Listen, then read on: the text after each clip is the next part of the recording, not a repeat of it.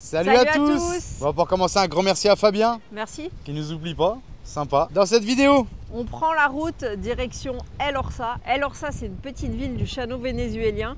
Et dans cette petite ville, encore un accueil de fou. Grave. On est invité dans une posada et on découvre le joropo. C'est la danse traditionnelle du Venezuela qui varie un peu d'une région à l'autre. El Orsa, une ville très mythique du Venezuela. N'hésitez pas, après la vidéo, je dis bien après, allez sur TikTok, sur les réseaux sociaux, tapez El Orsa Venezuela, vous allez voir comment ça se passe. Ensuite, on découvre une communauté d'indigènes, ça c'était vraiment exceptionnel. L'Indio Alegre. Et franchement, des gens au top encore, un peu plus timides que le reste du Venezuela. D'ailleurs, vous allez voir toutes ces communautés après au fil des vidéos en Amazonie, sur les prochaines. Et ben voilà, bonne vidéo, à bientôt. Ciao. Ciao. Bisous, bisous.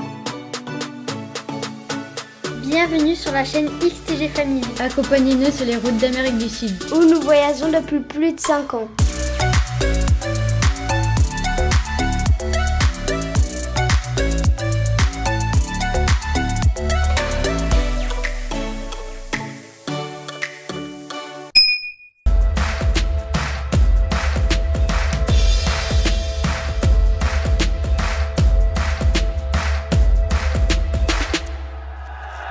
On a fait à peine 2 km depuis la sortie de l'Ato.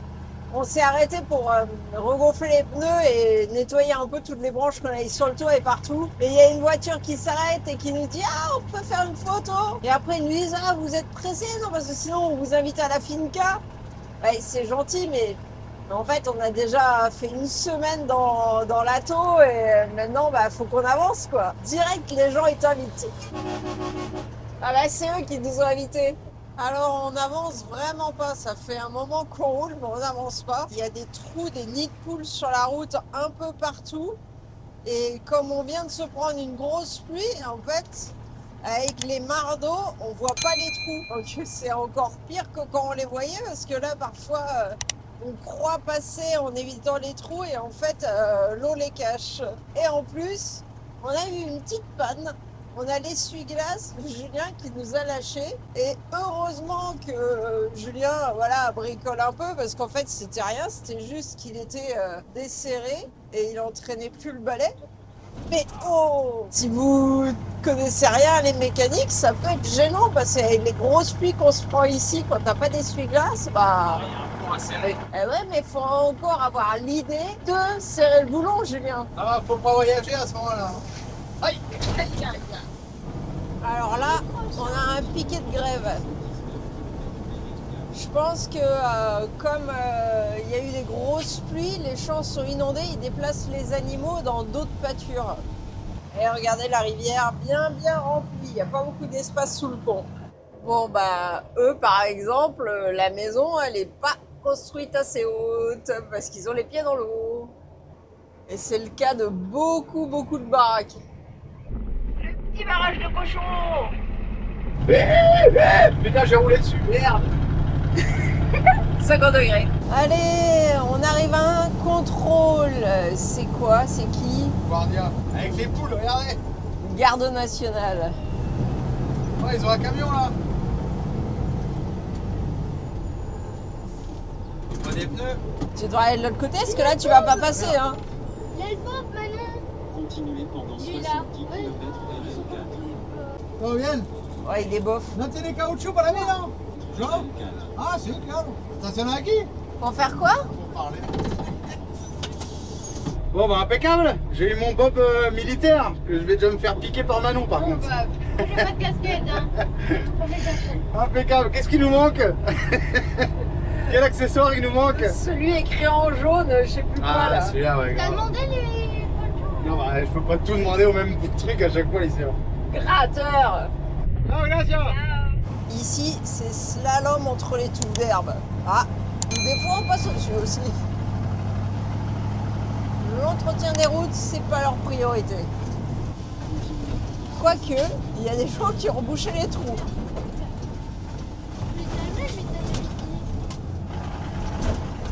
Un camping-car remet vite ici. Mais c'est la seule route quoi. Ouais, c'est la meilleure route. On nous a dit non, prenez pas l'autre, elle est pourrie. Celle-là, elle est meilleure. Ah bah oui, on voit ça. L'autre, je crois que de toute façon, il y a pas de revêtement sur la route. Ah, le flic, il m'a dit, je sais pas si on va pouvoir descendre toute l'Amazonie. À cette époque-là, c'est glissant, c'est de la terre. Ah merde, il y a une seule route, c'est un va-et-vient pour aller en Amazonie et on avait dans l'idée d'aller au bout de la route, quoi, histoire de tout voir, mais ouais, si c'est pas la bonne période et qu'on peut pas rouler sur la route, ça va être compliqué. Oula, oula. Bon, normalement, on devait faire 2 heures de route, on va plutôt être sur 4 heures, là. Alors, je pense qu'ils ont l'idée de refaire la route parce qu'ils ont fait des petits dessins autour des touffes d'herbe. Donc, à mon avis, ils vont essayer de réparer un peu ça. Bon, bah là aussi, les vaches sur la route, hein. Histoire qu'elles soient hors de l'eau. Julien, il a écrasé un alligator. Non, pauvre bébé. Ça va faire bruit chelou, hein. Ouais. Putain, je viens d'écraser un bébé alligator. Ah, je suis deg. Putain. On arrive à El Orsa. Apparemment, le pont est fameux. Ça y est, on a déjà commencé les séances photo. La personne qui appelle Non, Julien. c'est encore une autre. Elle a dit tous les jours, depuis une semaine, elle vient au contrôle de police demander si on est passé. Ah ouais? Ouais. Et alors ça, si vous voulez, si vous avez TikTok, tapez Elorsa sur TikTok, vous allez voir. C'est une toute petite ville et chaque année, autour du 19 mars, il y a un rassemblement de fous. C'est des milliers de personnes qui viennent dans la petite ville. Apparemment, c'est surtout beaucoup pour boire et faire la fête. 4x4. Il y a des 4x4 qui font les fous un peu partout, des danses locales et tout. C'est un lieu de fête qui est devenu emblématique au Venezuela. Sur le rond-point et on fait sa photo. Ah voilà, je vous filme Julien qui fait la photo du panneau. Il est trop à fond aussi. On s'est arrêté faire 2-3 petites courses et direct on nous est tombé dessus. C'est moi qui ai dit aux gardes de me prévenir. Je vous invite à ma posada. Bon alors là on vient d'arriver à Elorsa, c'est un truc de malade. Et là, ils vont danser, la musique est musica, Chanel. ¿Cómo se baila joropo, señores? Aquí en el Orsa, lo más bonito del mapa. Prepárense porque van a ver y ahorita les toca a ustedes. No. ¡Arpa, maestro! Ay, aquí le van a poner uno bueno. Alpa maestro. Tenemos el zapateo duro. Esto es el Orsa, señores. XCG Family. Bon, le beau Julien qui est comme moi qui est au rythme. Allez. Esto es el Orsa, señores. Arrête. Alors comment on est reçu à Elorsa? Un truc de fou ou pas? Ouais. Alors là on est escorté devant, derrière, on est à Elorsa, Venezuela papa. Et là on est invité dans une posada, un hôtel avec une lagune. On va manger là-bas, on a les chambres qui sont prêtes. Bon, on repasse le pont dans l'autre sens pour aller à la posada. On a les motos devant, je sais pas si on a la police derrière, mais on est escorté en tous les cas. C'est fou l'accueil qu'on reçoit ici, c'est... Non ouais, c'est de la folie. Je sais pas si les vidéos arrivent à retranscrire ce qui se passe, mais en fait, on n'a pas un instant de tranquillité. On est avec la petite fille de la dame là. Je suis avec Veronica. Un saludo para Francia. Et Veronica tiene un canal YouTube qui se llama comment? Tortuguita et Kids. Donc si vous voulez aller voir ce que fait Veronica, allez sur Tortuga Kids. Et franchement si vous avez un pays à connaître en Amérique du Sud, ouais c'est le Venezuela. Et l'Argentine. ouais faut pas l'oublier. Recontrôle de police. Ouais cette fois on s'arrête pas. Hein. On suit les motos. Ok, on est arrivé à la posada. La posada Don Juan. On passe par une autre entrée. On est trop gros nous. Et Elorsa Corazon. On vient d'arriver à une posada qui s'appelle Don Juan. Marie, qu'est-ce que tu fais? Je me mets du repellent, je me suis déjà fait piquer deux. Et voir, qu'est-ce que tu mets comme produit? Bah, je croyais que tu mettais pas celui-là. Bah non, mais là on est obligé. Il n'y a plus que ça parce qu'on en a plus d'autres. Et d'habitude, je le dilue dans de la crème, mais là... Ah oui, tu nous as pas parlé de ta recette. Quand tu as du bien concentré comme ça, tu le mets dans de la crème solaire, tu fais le mélange des deux. Et enfin, moi, je mets dans la crème solaire, tu mets dans la crème que tu veux. et tu mélanges, tu mets ça et du coup ça imprègne mieux la peau et du coup c'est plus efficace et puis ça je pense que c'est trop fort. En même temps, le concentré comme ça, tu le trouves pas en France, Marie. Non. Donc ils ont pas besoin de diluer en vrai. On est dans la Posada Don Juan, on a été invités. En plus, on a aussi été invités à manger ce soir, donc ils nous ramènent à manger et là on va aller manger et Julien a dit qu'on allait manger dehors. Ouais, bah c'est mieux, c'est plus convivial. Et là, je me fais bouffer, donc c'est indispensable le restaurant. Bienvenida familia. Et comment est tout TikTok? Digital Emprend Agency y Ganar con Maffer. Se lo vamos a dejar escritos por Claro. aquí abajo para que vayan y nos sigan por allá. Y tiene Bienvenida familia. YouTube. Saludos. YouTube, TikTok, Instagram, Instagram, ouais. todo. Ils nous ont offert des empanadas, viande effilée, jambon, fromage et poulet. Là on est accueillis, un truc de fou encore. Et là c'est la partie je crois restaurant et là-bas il y a les parties chambre, on vous montrera après. Desde la Posada Don Juan. Muchas gracias, Elosa. Esto es XTG Family en el Orza, Venezuela, lo más criollito del mapa. Bon bah voilà, le camion il est là. I love you Elorsa. Et là, notre maison pour ce soir. C'est un truc de ouf. Ah, c'est une posada cette fois-ci, c'est pas une maison non plus. Donc là, c'est l'accueil, on va dire. Tu sais, il y a 14 chambres ici. On est les seuls. Les enfants, ils ont leur chambre ici. Tac. 2 lits, télé, climatisé, salle de bain, toilette. Et là, c'est nous. Alors Marie, cette soirée? Bah, il est minuit et comme on n'a rien fait avant et qu'on n'a plus de place sur l'ordi, bah, j'essaie de finir de monter une vidéo. Il est minuit 18. Putain, c'était ouf. On va se coucher puis je vous remontre ça demain. Non, non, c'est clair, on va se mettre au lit quoi. Bon alors, qu'est-ce qu'on fait ce matin? On travaille. On bosse. Il fait pas très beau aujourd'hui et... On s'est levé à 10 h, on a super bien dormi. Je suis en train de trier les photos, Marianne est en train de faire un TikTok, on monte des vidéos. On essaie de bosser un peu aujourd'hui là. On repasse une nuit ici encore. Ou alors cet après-midi on va voir à la plage, je sais pas trop. Mais en tout cas, tous super sympa. La police elle est encore arrivée. Ils sont sous nos ordres. Si on veut boire un café à la gendarmerie, on va boire un café à la gendarmerie. C'est un truc de malade. Donc là on est là posé dans la pièce.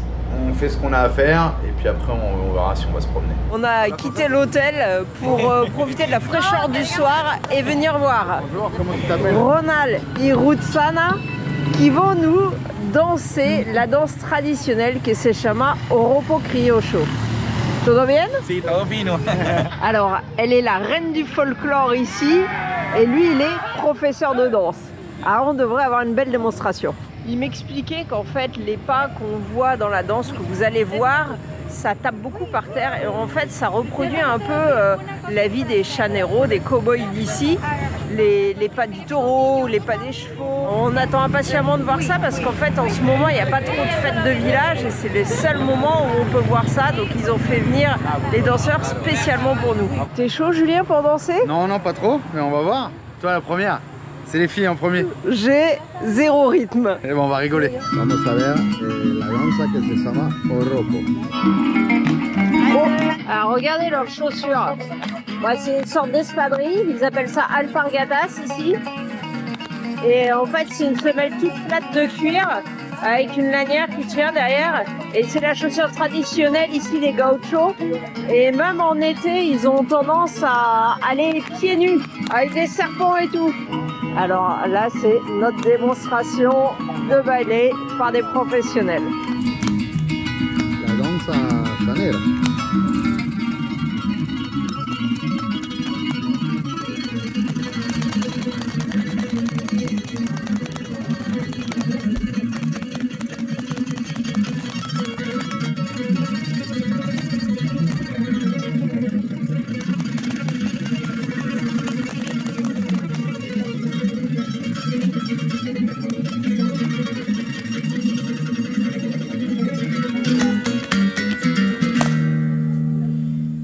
Bravo.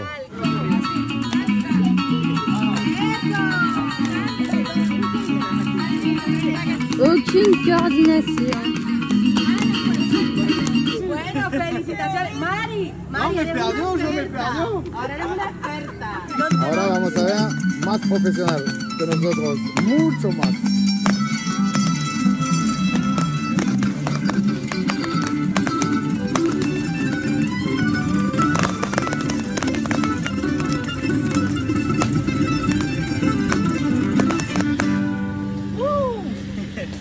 Muy bueno. Alors cette danse, elle est arrivée ici avec les Espagnols. Alors c'est pas une danse espagnole, c'est juste que les indigènes ici, ils ont vu comment dansaient les Espagnols et ils ont essayé de reproduire leurs pas parce que vous savez que le tango, tout ça, ça tape pas mal des pieds. C'est parti de là et après ils ont adapté la danse avec leur mode de vie et ben, ça a formé cette danse. Alors cette année à la fête de l'Oursa, le 19 mars, il y a eu d'enregistrer 14 000 véhicules qui entraient ici dans ce petit village.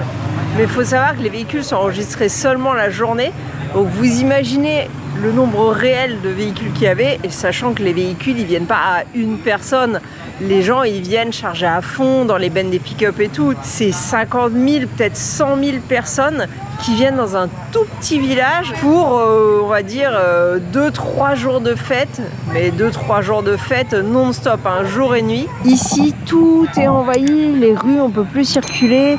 Là, il y a la zone où il y a les chants et les danses. Ils font carrément tout un parcours, les danseurs, pour venir jusque sur le podium. Et il n'y a que les meilleurs groupes qui sont pas disqualifiés, qui arrivent au podium à la fin et qui dansent devant tout le monde.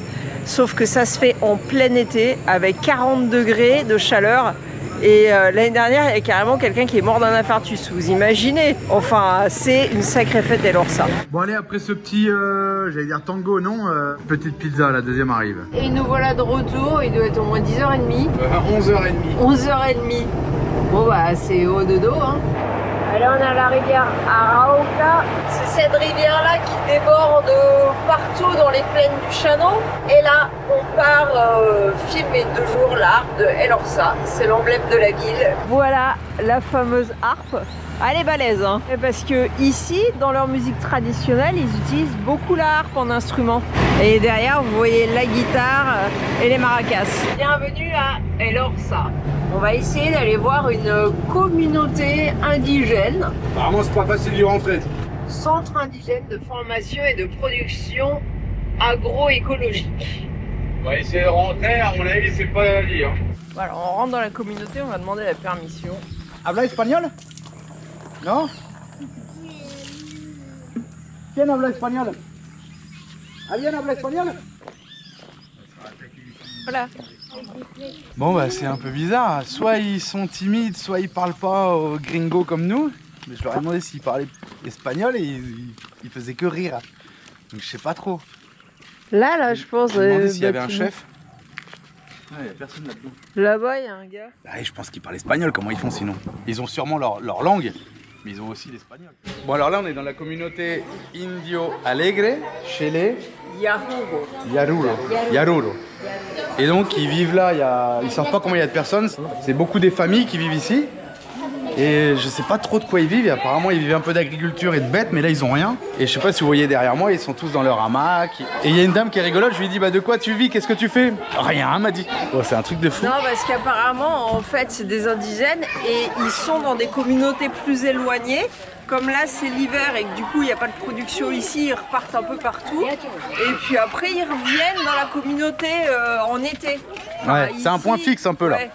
Et du coup je lui ai dit on peut faire un petit tour, ça vous dérange pas? Il m'a dit non non il n'y a pas de problème. J'ai dit tu vas pas me lancer une flèche et tout. Ils se sont tous mis à rigoler. Pour l'instant ça a l'air d'aller. On est suivi de près Marie derrière. Et je crois qu'on est peut-être les premiers touristes qui faisaient une vidéo ici quand même. Hein, où ils parlent pas tous espagnol, ils ont leur langue à eux quoi. Et quand ils parlent espagnol, du coup on a du mal à les comprendre. C'est pas facile.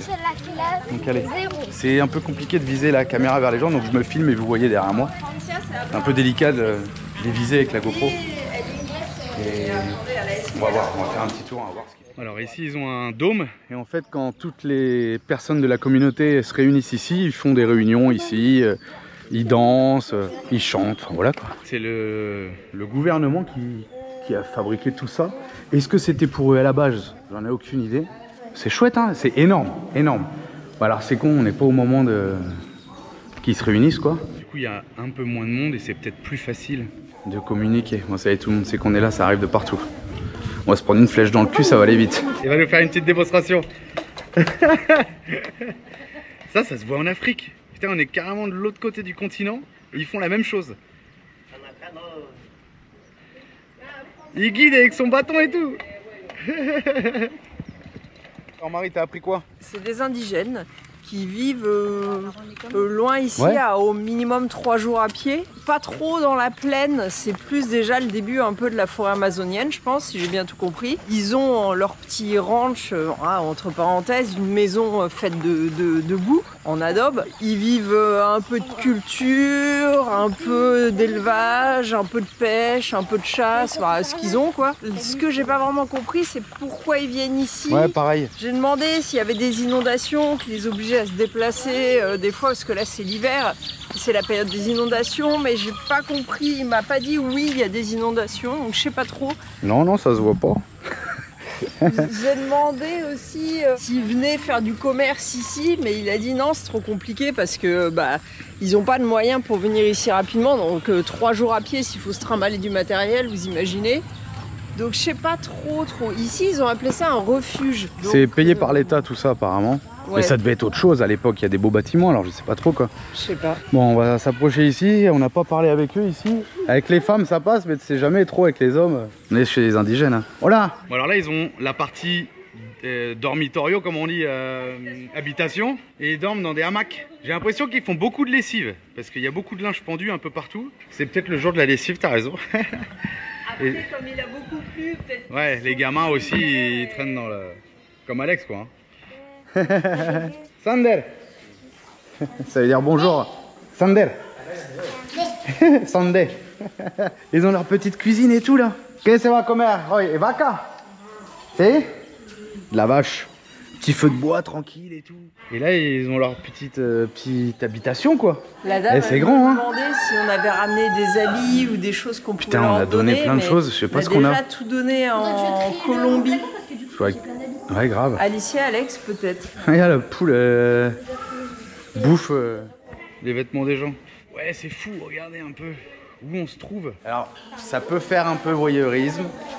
Mais c'est pour ça aussi qu'on voyage, pour connaître d'autres cultures et voir un peu comment les gens vivent. Ah, là aussi, il y a un hamac, la cuisine au feu de bois, ils cuisinent qu'au feu de bois. Ils ont allumé le feu, je sais pas ce qu'on mange ce midi, mais c'est pas prêt. Le feu est en route, mais c'est pas prêt. Là on rentre dans une autre pièce, ils ont du bois, ils ont pareil les hamacs. Leur coin. Ah, ils ont une gazinière. Sunday. Ils me répondent pas quand je leur dis, ils sont timides. C'est marrant. Hein. Ils ont une gazinière, mais je sais pas quoi, à gaz peut-être. Je discutais un peu pour comprendre. En fait, ici, c'est leur point de chute quand ils quittent leur communauté pour venir acheter ce qu'ils ont besoin, qu'ils peuvent pas produire eux-mêmes, à la ville. Donc en fait, ils marchent 3 jours ou plus pour venir ici. Ils vont faire leurs courses, j'imagine du riz, les choses qu'ils peuvent pas produire. Et ils se reposent 2-3 jours ici avant de repartir dans leur communauté. Après, il y a certaines personnes qui sont fixes ici, qui gèrent l'endroit, d'autres qui restent aussi en permanence. Il y a des enfants du coup qui font le trajet avec leur famille, parce qu'il y a quand même beaucoup d'enfants ici avec nous. Apparemment, il y a aussi certains enfants qui restent là, donc j'ai pas trop bien compris, parce que peut-être que dans la communauté, les enfants sont pas forcément avec leurs parents, ça c'est possible. Parce que par exemple, pour les chaneros qu'on a vus, les cow-boys, c'est beaucoup les grands-parents qui s'occupent des enfants et pas la mère et le père. Donc peut-être ici c'est un peu pareil, ils les laissent là avec des membres de la famille, ça se fait beaucoup apparemment. Pour l'école, c'est l'enseignement à la maison, donc c'est le papa, la maman ou les grands-parents, les personnes avec qui restent les enfants, qui leur apprennent à lire, ce qu'ils ont besoin de savoir quoi, pour vivre dans leur communauté et puis avec le monde extérieur, hein, parce que ici si tu parles pas espagnol pour aller acheter c'est compliqué quoi. Donc apparemment les enfants comprennent l'espagnol mais ils ne le parlent pas forcément pour le moment. Donc il y a des adultes eux qui parlent espagnol, certains un peu, d'autres ils le parlent très bien, ça dépend. Alors après je crois aussi qu'il y a 2 communautés dans la zone différentes qui parlent pas le même langage. Je sais pas si les 2 se mêlent ici ou pas, et d'un langage à l'autre ils ne se comprennent pas, c'est totalement différent. Et difficile de caminar. Esa es la cocina. ¿Qué hay a comer? Carne de vaca. Waouh. Alors là, c'est la cuisinière de cette zone-là et elle prépare des arepas. Allez, c'est parti. À foule, à foule, à foule.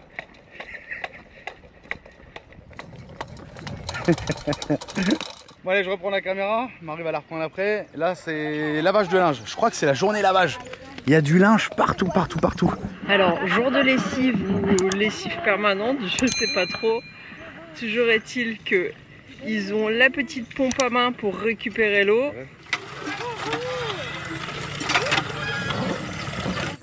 La gente tiene un poco de vergüenza, de pena. Y acá se lava la ropa aquí con el agua que me dice que es potable, la puede tomar. Lava la ropa et después la pone a seca ahí. Bon, et là on est ressorti dehors et il y a toute la communauté, une partie de la communauté qui est venue voir le camion et ils sont au taquet quoi. Ils sont au taquet mais discrets, ils sont timides, ils ont un peu, comment on dit en français, honte, ou je sais pas trop. Moi aussi j'ai du mal à les filmer, c'est pas évident de filmer les gens comme ça. Moi tout à l'heure quand on est rentré ils étaient timides et là ils sont plus timides, ils sont au pied du camion, je sais pas ce qu'ils attendent. Bah Marie elle est partie voir s'il y avait des trucs à filer. Bon on n'avait pas grand chose du coup, Marie elle a trouvé qu'un sac. Du coup bah, je sais pas si vous voyez derrière, ils sont en train de distribuer un petit peu. On aura fait un petit don quoi, pour les remercier d'avoir filmé, d'avoir échangé un peu avec eux. Alors j'aurais posé la question comment ça se fait qu'il y avait autant d'enfants. Et ils disent que bah, y a beaucoup d'enfants qui sont là parce qu'ils ont plus de parents, le papa et la maman sont morts, donc bah, ils sont là. Ils ont aussi demandé s'il n'y avait pas une association en France qui pourrait les aider. Donc bah, si jamais il y a quelqu'un qui connaît quelque chose à ce genre d'aide qu'on peut donner à l'international, bah voilà. L'Indio Alegre à Lorsa, c'est une communauté et visiblement ils auraient besoin d'aide financière. Ah, nous on fera pas le relais parce que déjà on sera parti comme vous verrez la vidéo. Faut contacter quelqu'un ici à Elorsa. Ouais je pense en contactant la mairie d'Elorsa, après vous pouvez avoir les coordonnées. En attendant, on leur a laissé ce qu'on pouvait. Julien elle laisse aussi des paquets de cigarettes pour ceux qui fument. Mamie elle le prend pour elle, t'inquiète elle va pas partager. Bon, ils demandent beaucoup d'argent mais l'argent ça se donne pas comme ça. Déjà on en a pas plus qu'autre chose et il faut pas donner l'argent comme ça parce que tu sais pas où ça va aller. Le mieux c'est de donner des fringues pour les mômes, de la nourriture, des choses comme ça. Et là j'ai demandé aux gars s'ils avaient une adresse ou... Après d'Europe je pense que c'est trop compliqué d'envoyer quelque chose ici. Mais voilà, ils ont dit non, au pire à la mairie d'Elorsa quoi, mais moi je pense que c'est ingérable. Donc voilà, on a fait ce qu'on pouvait et on repart dans Elorsa. On a trouvé le hamac que les Indio Alegre. Voilà, de la paille. Une espèce de palmier, ouais. La plante de palmier. Et Manon elle a acheté un chapeau de cow-boy. Oh la ceinture de cow-boy. T'es faite pour vivre au Texas toi. Vas-y mets le chapeau. Waouh. Combien t'as payé? 4 $ et la ceinture 10 $. Ouais la ceinture était chère quand même hein. Parce que ça c'est du cuir. Et le chapeau c'est semi-cuir. Et ça je l'ai payé 23 $. Et Marie raconte-nous du coup là les gens dans la boutique ils avaient... Les gens dans la boutique on leur parle des Indiens et je leur dis mais les enfants là-bas c'est bizarre, il y en a beaucoup qui n'ont pas de parents qui sont là-bas. Ils font des enfants parce qu'ils ne savent pas ce que c'est un préservatif, ils connaissent pas les modes de contraception. Du coup bah ils font des enfants. Et après, ils ont pas de quoi les nourrir. En fait, il y a beaucoup d'enfants qui restent là à la charge du gouvernement un peu, puisque je pense qu'ils ont quelques aides. Eux, par exemple, dans la boutique, il y a une dame, elle a eu son bébé et à 1 an, elle leur a offert. Donc il n'y a pas de contrepartie, il n'y a rien. Elle dit tiens, prends mon enfant. Et là, il a 10 ans. Ils ont un petit garçon de 10 ans qui est indigène et qui vit avec eux et bah voilà pour aider la famille. Parce que l'enfant, sinon, il mourrait de faim parce qu'il n'y avait pas de quoi lui donner à manger. Bah, ils l'ont adopté en quelque sorte, mais je suis pas sûre que ça soit de manière très formelle, quoi. Et maintenant, ils mettent des stérilets dans le bras. Ils mettent la petite puce avec des hormones pour les jeunes filles, mais ils disaient qu'il y a des activités sexuelles très jeunes ici, des fois à 10 ans, 12 ans, les mamans. À 10 ans, à son maman. Les gamines pour mettre ça, ah ouais, c'est chaud quoi. Mais après c'est la culture quoi. Ça c'est les patriotes ça. Là on est à la Verdularia et le gars il m'a offert ça. Le gars il m'a offert des cacahuètes. Et ça c'est une pâte de vache. Et apparemment c'est dulce j'allais dire, c'est sucré. Je dirais un peu un chamallow à texture. Alors? Oh c'est bon, un gâteau quoi. T'en as partout. Cannelle. Non? Donc ça c'est de la pâte de vache. Non? Ok. Parce que tu sais que c'est la pâte de vache. C'est de la graisse de vache. Après les cacahuètes et après la pâte de vache, ça c'est un truc avec du lait de chèvre. Un peu comme du dulce de leche ou mantecol. Ça n'a pas trop de goût. Goût de Marie. Ah si ça vient après. Mais bueno. Claro. Ouais, ça me demande. Ouais. À la fin, t'as l'impression d'avoir bouffé des poils de chèvre. Masse. Non. Masse. T'as rien goûté là. On dirait de manger une chèvre. Grave. Et alors? Encore en train de faire les courses, voilà. Et là, je vois le petit moteur de bateau. C'est carrément, celui-là, c'est carrément un moteur tondeuse en fait. Souvent, on les voit, c'est moteur de débroussailleuse, mais là, tondeuse quoi. J'avais jamais vu. Alex, Alicia, viens voir Alicia. Le chamallow, il était comment? Pétacula? Et le dolce de leche là? Si? C'est du fromage de... c'est du lait de chèvre. Il était bon? Ouais. Et le chamallow, vous voulez que je vous dise ce que c'est? C'est pas un chamallow. C'est une pâte de vache. Ça va? Non, non, c'est pas les boules. Et on a des enfants, franchement, et ils acceptent tout. C'est de la graisse de vache. C'était bon, hein? Grave. Alicia, elle a tout mangé. Elle a rien laissé à Alex presque. Moi, je me suis acheté un poncho parce que c'est la saison des pluies. Bon, allez, on retourne au camion. Moi, je cherchais une corde en cuir de vache là. J'ai pas trouvé. Regardez le beau Silverado. Sa petite tente de toit et tout, petite barre à LED. Et on fait un petit tour dans la ville d'Elorsa. Manon, fais voir ton t-shirt. Regardez, Bravo. Encore pour Manon. Regardez sur TikTok, Elorsa. Et vous, vous avez eu quoi? une montre Waouh. avec chronomètre. Waouh. Bicolore, Alicia, à l'avant.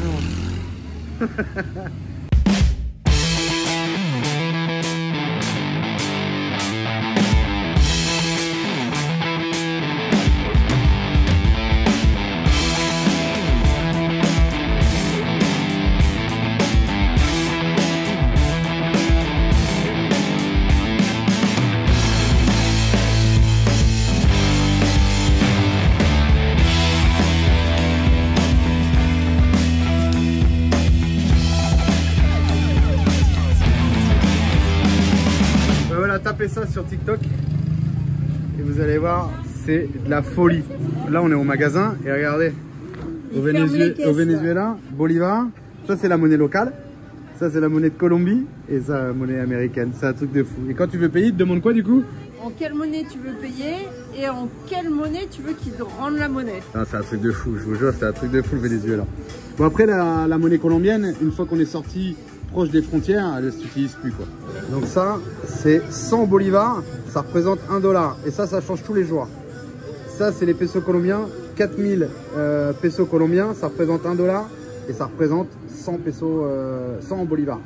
Ça, c'est assez stable, les deux là. Quand on est rentré au début au Venezuela, c'était à 80. Donc t'en enlèves un quoi. Ouais. Voilà. Et là aujourd'hui, c'est 100.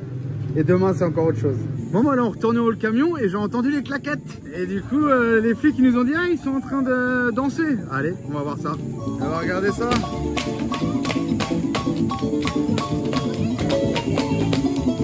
Quand vous regardez, c'est des jeunes. Hein. Ils ont 20 ans.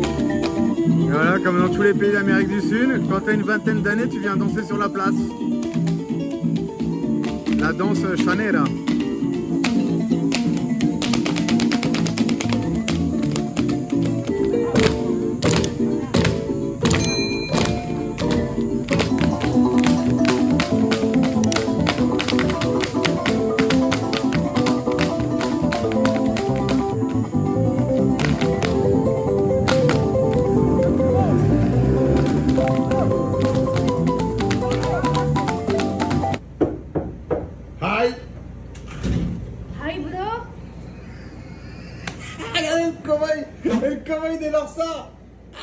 En attendant la prochaine vidéo, vous pouvez aussi nous suivre sur Instagram, Facebook et TikTok. Ciao!